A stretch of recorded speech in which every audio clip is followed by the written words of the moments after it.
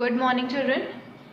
Before continuing with the chapter that is Fundamentals of Partnership, let's have a recap for the content which we did yesterday. Children, yesterday we studied about interest on capital and interest on drawings, that how interest is calculated on the capital and how interest is calculated on the drawings, that is the amount withdrawn by the partners for their personal use. So there were certain conditions, children, that is in the case of interest on capital, it is calculated, it is treated as an appropriation of profits and it is treated as a charge against the profits.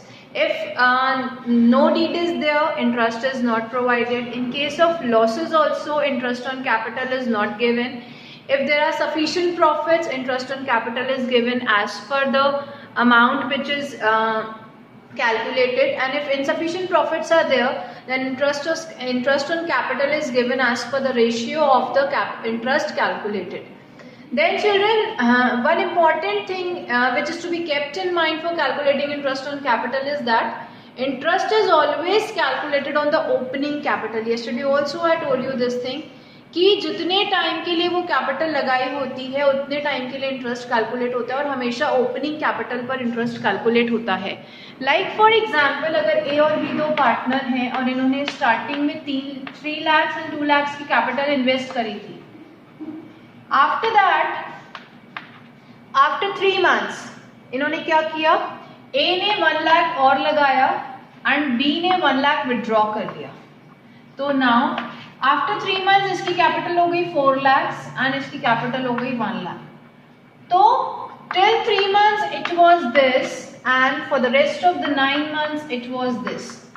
तो आप जो capital पर interest calculate करोगे, interest on capital is at the rate of 10%, तो it will be 9 lakh plus 36 lakh and it will be 6 lakh plus 9 lakh.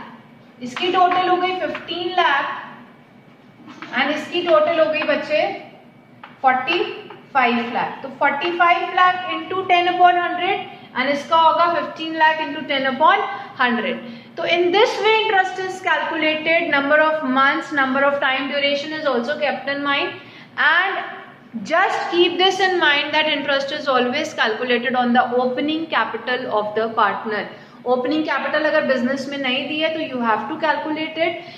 The formula for calculating opening capital is you just add drawings in the closing capital. आप closing capital में drawings को add कर दीजिए and you just subtract additional capital. The figure will be opening capital. This is your opening capital. इस पर आप interest calculate करते हो. Then the next topic was interest on drawings. तो interest on drawings में आप क्या करते हो? There were certain cases, approximately 10 to 12 cases were there, जिसमें there are 2 methods for calculating interest on drawings.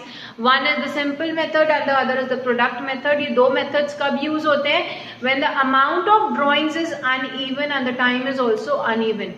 कभी मिड में हो रहा है, कभी एंड में हो रहा है, तो डेट्स डिसाइडेड नहीं है, फिक्स नहीं है, and the amount of drawings is also not fix. तो we can use 2 method, simple and product method. जब everything is fix, the amount is constant, the date is constant, तो उस condition में मैंने आपको बताया था, एक टेबल बनाई थी जिसमें there were certain percentages given, जिससे हम उसको मल्टीप्लाई करके डिवाइड करते हैं 12 से. वो हमने कैसे कैलकुलेट किया था? फर्स्ट ड्राइंग्स के बाद जितना टाइम बचता है वो और लास्ट ड्राइंग्स के बाद जितना टाइम बचता है उसका हम एवरेज कैलकुलेट करके उससे मल्टीप्लाई करते हैं. एक चीज और, अगर इंटरेस्ट ऑन ड्राइंग्स के साथ per annum word is given like 10% per annum, तो आपको 6 मंथ्स का इंटरेस्ट निकालना पड़ता है, that is 6/12. And if nothing is given then normal interest जैसे आप कैलकुलेट करते हो वो इंटरेस्ट निकलता है. Now come to interest on loan. What is interest on loan, children? Interest on loan is an expense for the business. That is, if the business has given, if the partner has given any loan to the business, so the business has to pay interest to that partner, and this is known as interest on partner's loan. अगर deed नहीं है, deed है, partnership deed is there, so whatsoever the rate is mentioned, interest will be given as per that rate, and if rate is not mentioned और deed भी नहीं है, then too you have to give interest on loan at a rate of 6% per annum. ठीक है, losses के case में भी आपको इंटरेस्ट देना पड़ता है because it is a charge against the profits and ये हमेशा P&L में शो होता है. इसके लिए एंट्री होती है interest on loan account debit to partners loan account. ये पार्टनर के कैपिटल अकाउंट में नहीं जाता है चिल्ड्रन, इसके लिए एक सेपरेट अकाउंट होता है that is partners loan account. Interest business के लिए एक्सपेंस है, पार्टनर को पे कर रहा है इसलिए पार्टनर को क्रेडिट कर दिया है. एंड इंटरेस्ट को जब हम P&L में ट्रांसफर करते हैं तो उसके लिए हम एंट्री करते हैं P&L account debit to interest on loan account. These are the two entries which are done for calculating the interest and for giving the interest to the partner. In the same way, if a partner pays the rent, तब भी हम यही entry करते हैं, that is P&L account debit to partners rent account. तो अब the next topic for today is past adjustments. Children, past adjustments. आपने accounts close कर दिए, past means पुराना and adjustment means कुछ एडजस्ट करना, means when you are adjusting कुछ पुराना, that is known as past adjustments. आपने अकाउंट्स क्लोज कर दिए, हमने क्लास 11th में पढ़ा था the trial balance is closed but there are certain things which were remained untransacted unrecorded. तो उसके लिए हमने क्या किया था, वी डिड एडजस्टमेंट्स. हमने फाइनल अकाउंट्स बनाए थे तो हमने एडजस्टमेंट्स किए थे. In the same manner if the accounts of a partnership firm are closed and certain adjustments are there, for that a statement is prepared and that statement is known as statement of adjustment. यहाँ हम account नहीं बनाते हैं, accounts हमारे already close हो चुके हैं, next year हमको पता चला है कि ये ऐसा था, तो उसके लिए हम क्या करते हैं, एक स्टेटमेंट बनाते हैं and that statement is known as statement for adjustments. Like for example interest on capital की बात करें तो पार्टनर्स को इंटरेस्ट ऑन कैपिटल हमको देना था या सैलरी देनी थी, हम देना भूल गए. लास्ट ईयर हमको देना था, हम देना भूल गए. 3 पार्टनर्स थे और तीनों को हमको सैलरी देनी थी 5,000 रुपीज़ की and we forget to give the salary. तो उसके लिए हमको एक स्टेटमेंट बनाना पड़ेगा, एक एडजस्टमेंट एंट्री करनी पड़ेगी जिससे हमारे अकाउंट जो है वो बैलेंस हो जाए. तो कैसे बनता है बच्चे, देखिए 3 partners are there, A, B, C and firm. 4 columns बनेंगे, जितने पार्टनर्स होंगे उतने पार्टनर का कॉलम और एक फर्म का कॉलम. दोनों का डेबिट क्रेडिट बनता है, हर चीज का debit and credit, debit and credit, debit and credit, debit and credit. जैसे हमने BRS में पढ़ा था चिल्ड्रन क्लास 11th में, जो हम करते हैं बैंक उसका ऑपोजिट करता है. इन the same manner it happens here also. जो पार्टनर करता है उसका ऑपोजिट फर्म करता है. मीन्स अगर पार्टनर के अकाउंट में डेबिट हो रही है कोई चीज तो फर्म के अकाउंट में वो चीज क्या होगी, क्रेडिट होगी. ओके तो sorry, one more column is there on the left hand side जो कि होता है ट्रांजैक्शन का कॉलम, जिसमें आप डिटेल लिखते हो कि किस ट्रांजैक्शन का है. A, B, C and firm.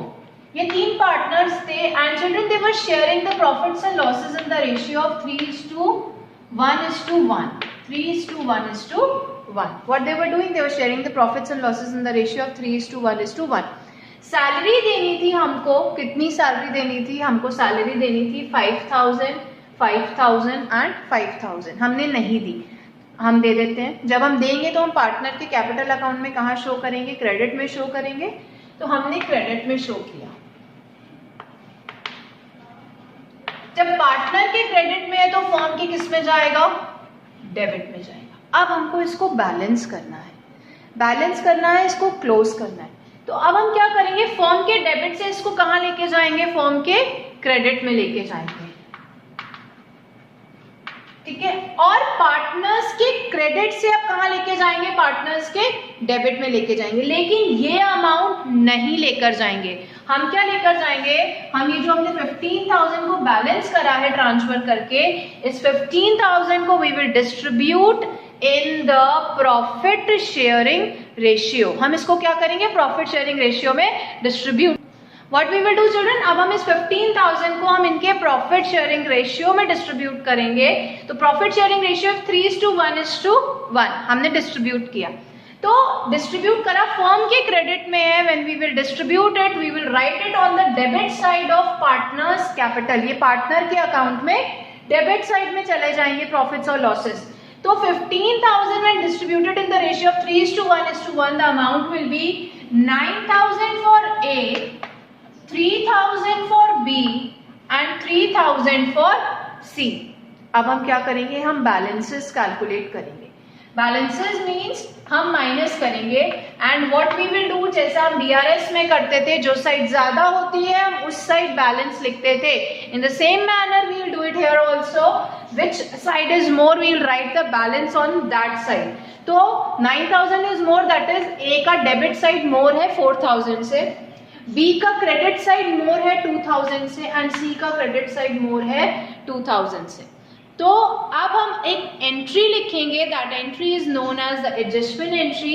And जिसका जो साइड ज्यादा है, जिसके जिस साइड में बैलेंस लिखा हुआ है, दैट अकाउंट हम उसको उस एंट्री में वहीं लिखेंगे.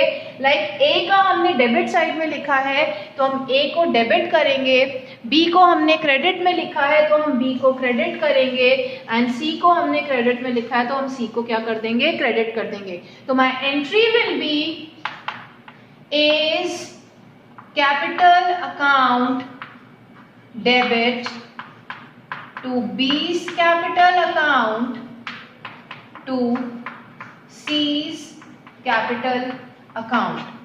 Okay children, 4,000 A में है, 2,000 B में है, 2,000 C में. My entry is balancing. हमेशा ध्यान रखिएगा whenever you will do the past adjustment, आप स्टेटमेंट बनाओगे तो जो एंड रिजल्ट आएगा, एंड रिजल्ट से आपकी एंट्री का जो अमाउंट होगा वो ऑलवेज इक्वल होगा, बैलेंस होगा. मीन्स जिसका डेबिट में जितना आ रहा है क्रेडिट में भी उतना ही बाकी पार्टनर्स का आएगा. अगर नहीं आ रहा है that means there is something wrong done in the question. So children, this is all for the day. Tomorrow we'll be discussing 2 more questions regarding this, and after that we'll be doing the last topic, that is guarantee of the profits. That's all for the day children. Thank you.